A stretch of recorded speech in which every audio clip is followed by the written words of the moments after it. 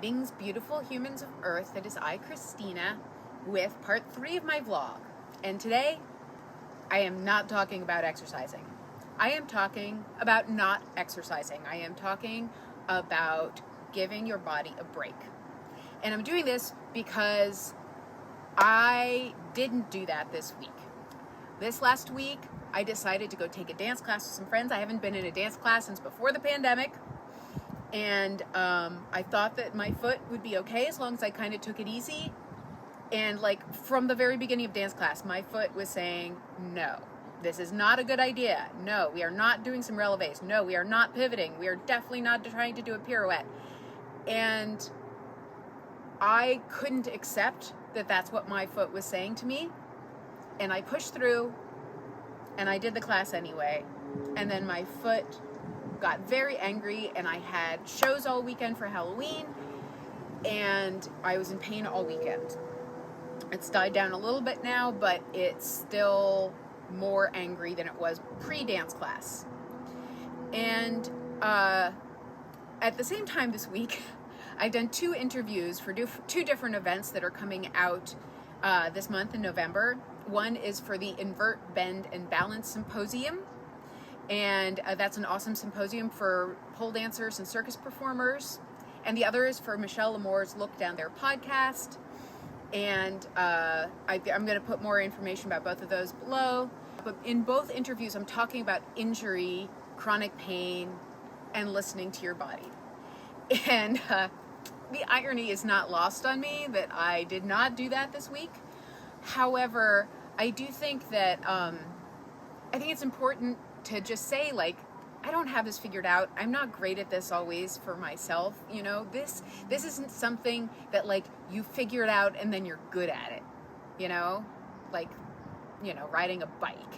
This is something that is an ongoing struggle.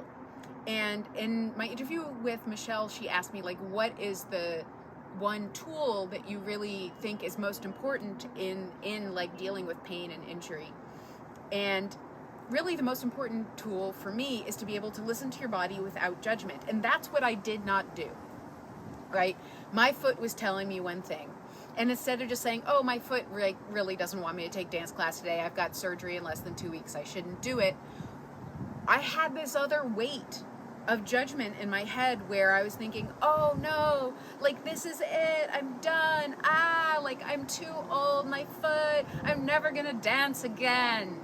George Michael's, you know, like, and there was all this angst that went with it, and like, I used to be able to do this, I'm never going to be able to do it again, I have to push through and do this dance class to prove that I am, you know, not subject to mortal decay. Like, so much weight, so much import, so much heartbreak in that, so much fear in that. It wasn't just the one dance class, it was my entire career, it was the rest of my life, however long I live, all came up in that moment. And so I pushed through, you know, even though I knew I shouldn't, even though I knew that wasn't actually good for my longevity. Because I had to prove it in that one moment. I had to prove to myself that I could overcome mortality. I can't. Spoiler.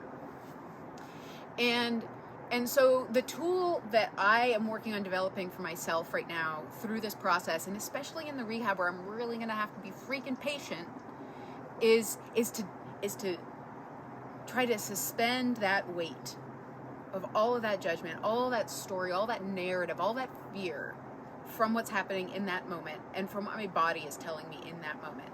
And to be able to listen to my body from a place of lightness, where every single signal that comes up from my body doesn't mean the world, right?